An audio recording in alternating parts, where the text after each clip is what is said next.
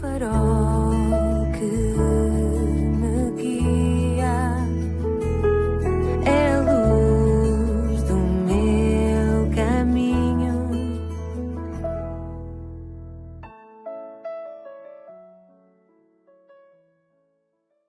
Bem-vindo à 223ª edição do programa Pedindo Luz. O tema hoje é Grande Perdão para Grande Pecado. Quero falar um pouco do muito que a Bíblia refere do perdão de pecados que nos é dado através da redenção que Cristo obteve para nós ao verter o seu precioso sangue na cruz do Calvário.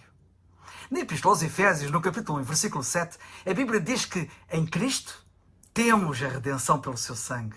Temos o perdão dos pecados, segundo as riquezas da sua graça. Em primeiro lugar, quero sublinhar que os pecados dos quais fala este texto bíblico são grandes pecados, pois a Bíblia mostra que para Deus não há pecados pequenos. E em segundo lugar, quero sublinhar que o perdão do qual o mesmo texto refere é também grande, ainda maior, muito maior, pois é, conforme lemos, segundo as riquezas da sua graça. Por estas riquezas da sua graça serem tão grandes, tão enormes, tão maiores do que os pecados que são mesmo grandes, enormes, lemos na Epístola aos Romanos que onde o pecado abundou, superabundou a graça de Deus. Alguns, ao saberem desta maravilha da graça de Deus para com os pecadores, que somos todos nós, são tentados a pensar que o pecado afinal não será assim tão grande e tão grave. Porém, não te iludas, pois não é assim. Portanto, quero mostrar-te a enormidade do pecado, do quão grande este é. É importante que tenhas esse conhecimento, que tenhas essa consciência. Para que tenhas verdadeiramente a noção do que digo, começa por ver o que o pecado fez a todos nós. Os nossos primeiros pais viveram num jardim de delícias, num paraíso. E se não tivessem pecado, teríamos sido herdeiros de uma vida inimaginavelmente deliciosa, feliz, livre de doenças, de pesar e de morte. Contudo, o pecado entrou no jardim do Éden e vedou-nos essa vida inimaginável ao introduzir a doença, o sofrimento e a morte. E como se isto já não fosse em si uma enorme perda, Adão foi conduzido para fora do jardim, a fim de lavrar o solo que lhe produziria espinhos e cardos em abundância, enquanto a mulher e as suas filhas eram sentenciadas a gerar filhos com dor e sofrimento. Agora, olha para o resultado do pecado em todo o mundo. A pobreza que é gerada por causa da embriaguez, por exemplo. As doenças que provêm da imoralidade e da devassidão. As consciências pesadas que resultam de toda a maldade.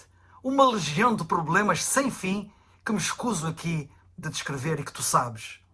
E a seguir, ao encarares toda esta miséria, agora existente aqui na Terra, pensa nos numerosos cemitérios, grandes e pequenos, com os seus milhares de túmulos e sepulturas.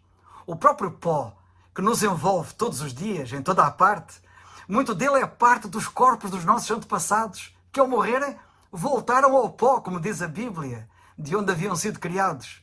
A terra onde nós nos encontramos presentemente é de facto, ao contrário do que muitos pensam, uma enorme morgue, um enorme necrotério, um grandíssimo cemitério, cuja atmosfera está impregnada do pó de inúmeros defuntos.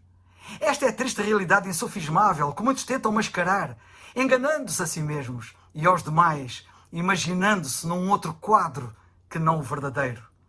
Sabes o que é que assassinou todas essas pessoas e cavou todas estas sepulturas existentes na terra? Foi o pecado. Pois, como lemos na Epístola de Tiago, o pecado, sendo consumado, gera a morte. Portanto, como podes constatar, o pecado não é nada pequeno ao provocar todo este tsunami de dano à humanidade.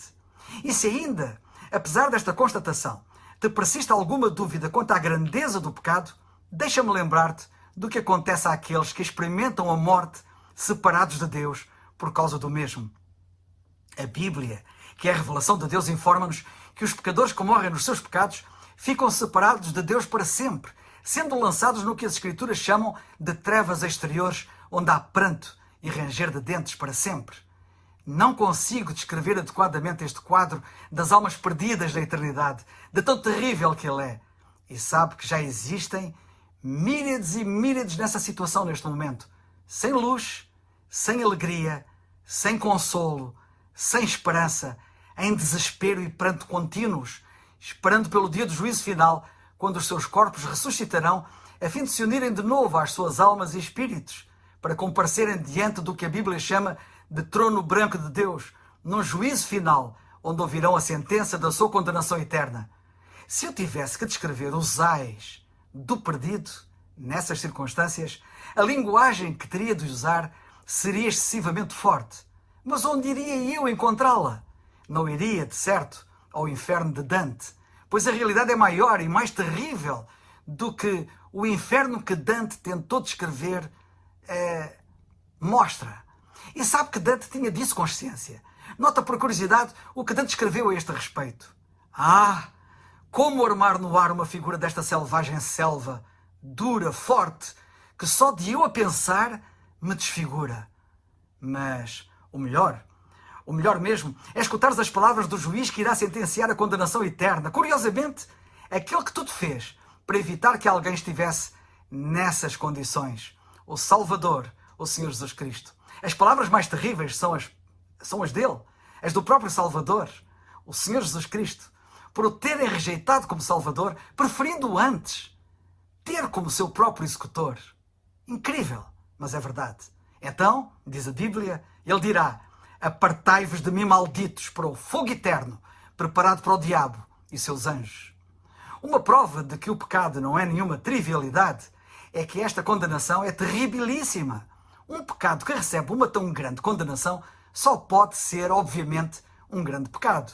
Perante isto, e como eu gostaria de falar mais acerca disto, o tempo breve desta gravação não o permite, podes agora ver com mais clareza quão grande teria que ser o perdão para um pecado tão grande.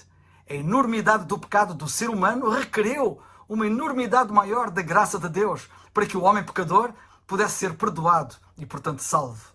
Realmente, o texto bíblico diz que o perdão dos pecados que podemos alcançar em Cristo é segundo as riquezas da sua graça. Nota bem, por favor, lemos segundo as riquezas, não segundo as migalhas da sua graça.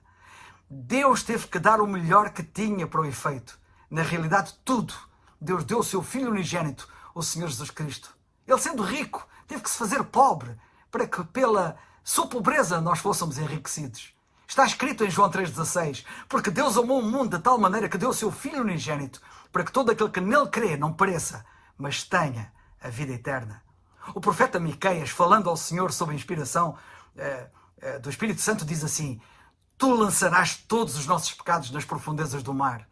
Não nos baixios, onde eles poderiam ser dragados novamente, mas na enorme profundidade das mais profundas águas. Também Isaías diz ao Senhor: tu lançaste para trás das tuas costas todos os meus pecados. Consegues dizer-me a mim onde ficam as costas de Deus? A Bíblia diz que o rosto de Deus, os seus olhos, portanto, estão em todo lugar. Então, assim sendo, onde estão as suas costas? E onde estão, por conseguinte, os pecados do perdoado? Ora, como é lógico, absolutamente em lugar nenhum. Perante o exposto, o que vais tu fazer? Desprezar uma tão grande salvação? Se o fizeres, depois não te queixes de receber uma tão grande condenação. E eu não quero que isso te aconteça. Vais abrir mão disto? Espero que não. E eu oro para que não. Como tantas vezes aqui relembro o que a Bíblia diz, crê no Senhor Jesus Cristo e serás salvo. Atos 16, 31. É o farol que